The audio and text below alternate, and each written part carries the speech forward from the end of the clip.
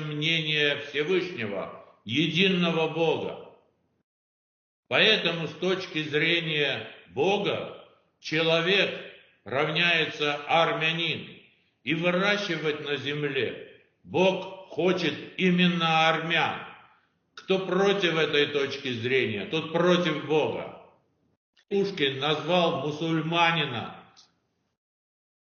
и чеченца, который другой веры, другой национальности, армянином, христианином-армянином. Это означает, что вне зависимости от национальности, от вероисповедания и расы, с точки зрения Бога, любой человек – это армянин.